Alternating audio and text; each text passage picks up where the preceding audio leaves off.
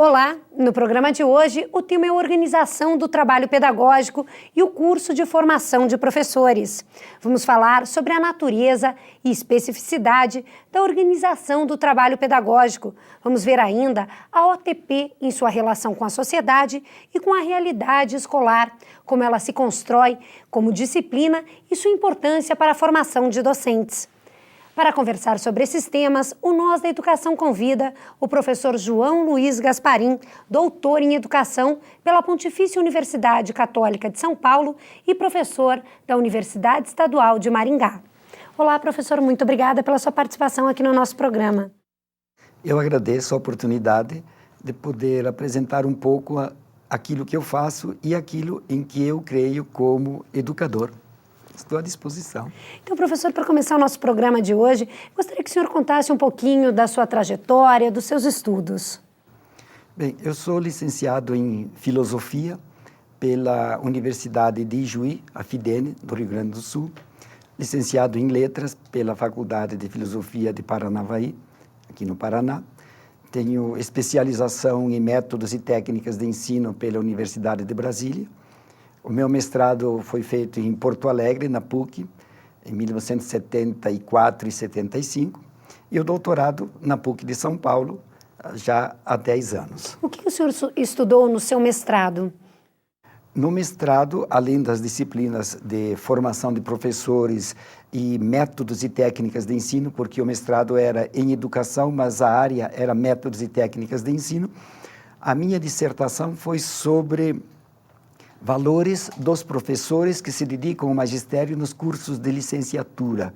É uma investigação sobre os valores instrumentais do professor, aqueles que ele utiliza como docente no seu fazer, e os valores essenciais, aqueles em que ele acredita como profissional. Este foi o tema geral da minha dissertação de mestrado. E quais foram as análises que o senhor fez nesse trabalho? As análises, elas apontam um pouco que há uma certa divergência entre aquilo que o professor acredita como princípio dele e aquilo que ele pode e consegue fazer em sala de aula com os seus alunos, porque o instrumento nem sempre corresponde exatamente àquilo que o professor crê e gostaria de fazer. Mas, em princípio, há uma coerência interessante entre a crença do professor, os valores que ele tem como profissional e a expressão desses valores no seu cotidiano como professor. E no seu doutorado, professor? No meu doutorado, ele foi feito na PUC em São Paulo e o doutorado é em História e Filosofia da Educação. A minha tese foi sobre o pai da didática moderna, João Amos Comênio, um tchecoslovaco, do século XVII, em que, eu diria, dentro da perspectiva da organização do trabalho pedagógico, ele foi provavelmente um dos que, nesse período, melhor organizou o trabalho escolar através de sua obra magna, intitulada Didática Magna, em que ele apresenta toda a estrutura da escola da época na sua visão de fundamentação teórica, nos seus princípios gerais, na sua parte específica e na sua prática de ensino. Então, esse livro, Didática Magna, é o objeto da minha tese de doutorado. Fiz um estudo mostrando como, neste período, já no século XVII, a escola se organizava de tal forma que o trabalho pedagógico tinha uma direção, uma instituição organizativa muito interessante e coerente com o momento histórico em que ele viveu. E o que muda para os dias de hoje?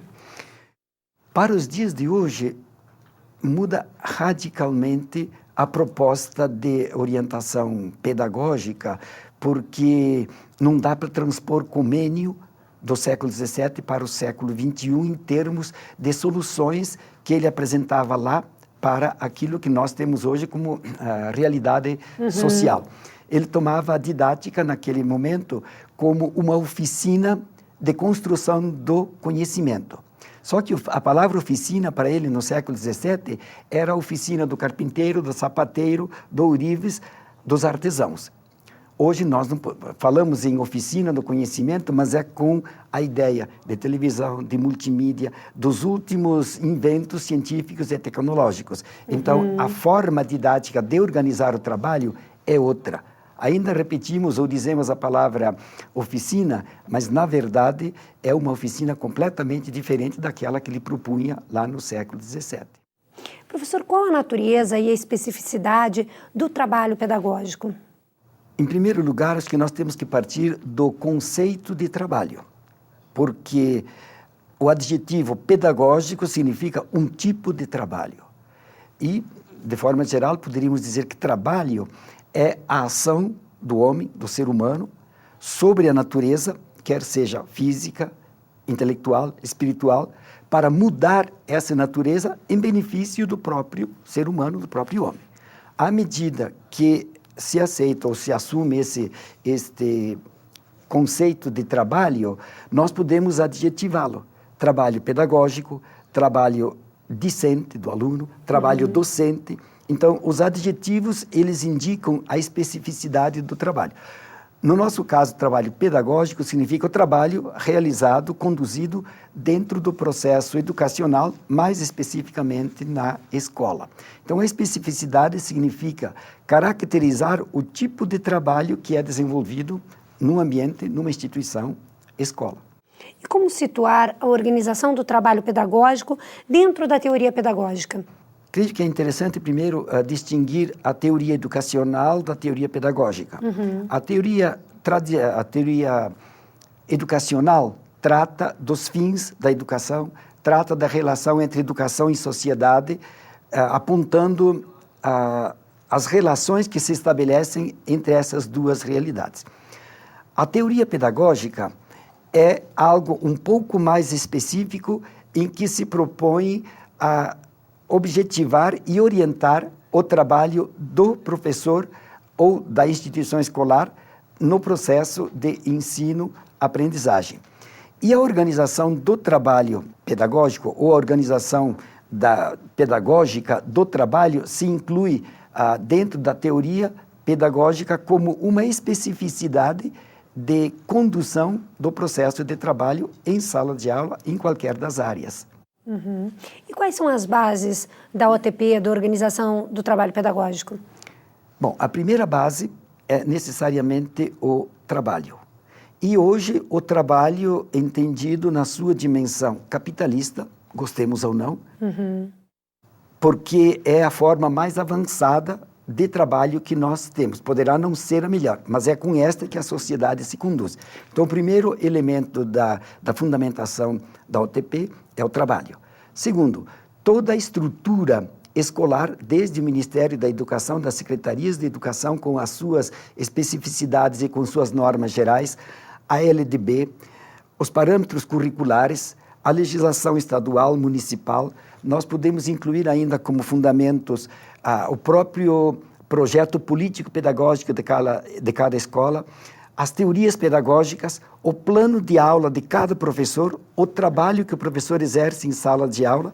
Toda essa estrutura, ela é, ou tem como fundamento, ou é melhor, o fundamento da própria ação docente e discente. Então envolve muito mais itens, uma base muito, digamos, mais sólida do que a gente tinha em didática do ensino? A didática é uma parte da organização do trabalho pedagógico, que se refere mais especificamente ao fazer do professor e ao fazer do aluno, enquanto o professor como ensinante, enquanto o aluno como aprendente. A didática seria uma dimensão da organização do trabalho pedagógico. O trabalho pedagógico é muito mais amplo, muito mais fundamental dentro da instituição pedagógica, enquanto a didática é uma das dimensões. Ela é subsumida pelo trabalho pedagógico na ação do professor.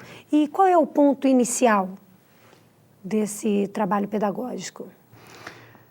Nós podemos tomar 2 pontos. Primeiro, ou partindo da configuração mais ampla, que é o trabalho, e você o caracteriza como pedagógico, ou podemos partir do outro extremo, da sala de aula, onde o professor é que, pela sua ação, executa, em última instância, com os seus educandos, o trabalho pedagógico. A formação do educando e a própria formação do professor dá-se, em última instância, na sala de aula, pela ação do professor e do aluno. Então, me parece que são dois pontos extremos. O maior, como princípio educativo, que a gente pode abordar mais adiante, e a sala de aula, que é a expressão do princípio educativo pela ação do professor e pela ação do aluno. O professor como alguém que ensina e o aluno como alguém que aprende, sendo que esses papéis são recíprocos também, porque o professor acaba aprendendo e o aluno acaba ensinando. Então há um processo de troca aí, professor? Sim. Normalmente nós acreditamos que quem sabe em sala de aula é o professor. E esquecemos que o aluno não vai à aula porque ele não sabe, ele vai porque sabe. Nós, professores, muitas vezes não sabemos o que o aluno já conhece. Então, o processo de ensino-aprendizagem, ele está tomando hoje outra dimensão dentro da organização do trabalho pedagógico. Ou seja, o professor, ele tem um conhecimento maior, mais elaborado, mais estruturado em relação ao aluno, mas o aluno leva para a sala de aula também um conhecimento vivencial, bom ou ruim, fraco ou forte, muito ou pouco, mas ele leva. Então, este processo de interação recíproca é que possibilita a aprendizagem e o ensino. Professor, e de que forma se concebe hoje a escola e a sua organização?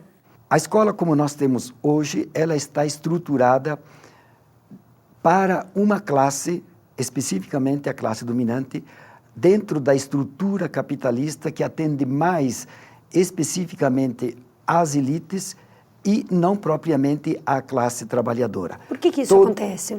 Isso acontece pelo seguinte: a estrutura tradicional da escola, ela se constitui como uma expressão de um determinado grupo social que tem o poder econômico, político, social, que é a classe dominante. Isso não quer dizer que a escola é ruim e que nem não serve aos assalariados, aos filhos dos trabalhadores. Todos estão na mesma escola. Mas a concepção de currículo, de conteúdo, de metodologias estão mais voltados para uma classe social e não necessariamente para a classe trabalhadora. Então, ela serve para as duas classes, para todas as classes, mas, no fundo, ela tem uma estrutura monocultural para uma classe, para uma diretividade e não para a pluralidade, para a diversidade, para a multiculturalidade. A escola ainda hoje é monocultural. E quais são as modalidades de organização do trabalho? Historicamente, nós podemos dizer que as organizações ou as articulações que se fizeram através dos tempos da escola para organizar o trabalho pedagógico, nós temos, por exemplo, a escola tradicional, que organiza um tipo de ensino, um tipo de estrutura social dentro da escola para a diretividade do trabalho do educando e do professor. O que seria essa diretividade, professor? Essa diretividade seria a autoridade do professor, em primeiro lugar, que tem um conhecimento, que detém todo o poder do conhecimento em si, da disciplina que ele ministra, do poder, da institucionalidade da autoridade dele. Isto possibilita um tipo de formação. Por isso que a organização do trabalho pedagógico, se eu tomo por essa linha, nós diríamos que é uma escola absolutamente diretiva. Outra organização poderia ser ter como princípio a expressão da escola nova, em que se acredita e se propõe a iniciativa, a responsabilidade, a liberdade, criatividade do educando. É uma outra organização do trabalho pedagógico. Eu posso tomar o tecnicismo, posso tomar a tecnologia de hoje e utilizá-la em sala de aula. Isso me dá outra organização da atividade docente na perspectiva maior da sociedade. Ou então, uma outra alternativa pode ser o próprio construtivismo, que trabalha mais com uma outra linha de condução do próprio processo de ensino-aprendizagem, em que o educando constrói e reconstrói a si mesmo e o próprio conteúdo. Ou, hoje, que está também em evidência, a pedagogia histórico-crítica, em que se parte da prática do aluno, se vai à teoria o conhecimento científico e se retorna à prática. Aí temos outra organização do trabalho pedagógico. Então, são diversas manifestações, assim, mais pontuais, mais fechadas, um pouco de organização do trabalho pedagógico. São as correntes conservadora e emancipadora? É meio difícil você classificar o que é reprodutor e o que é conservador. Eu diria que, num primeiro momento, toda a escola tem que ser conservadora. Por quê, professor? Porque não se pode jogar fora a história. A história, ela é a base do presente e se constitui aquilo que foi produzido. Nunca se começa do zero em educação. Sempre há um pressuposto, sempre há uma história. Isso tem que ser trazido e tem que ser respeitado como reprodução do conhecimento. Então, hoje se diz, a escola é reprodutora do conhecimento, isso não é tão importante, importante é criar conhecimento. Acho que temos que distinguir a espontaneidade de criatividade. A espontaneidade pode ser uma questão mais simples de ser entendida. A criatividade exige estudo, aprofundamento, trabalho sério. Nenhum pintor, escultor, cantor, ou qualquer artista ou qualquer artesão cria do nada. Ele cria pelo estudo, pelo trabalho, pela inspiração, pelo dom, mas ele tem que criar. Então, quando se propõe uma escola criativa, o primeiro passo é a reprodução daquilo que já está posto. A partir daí você pode criar. Senão, não há criatividade. Criatividade não é espontaneísmo. Ok. No próximo bloco, conversamos sobre a organização do trabalho pedagógico e sua relação com a sociedade e com o contexto escolar. Voltamos já.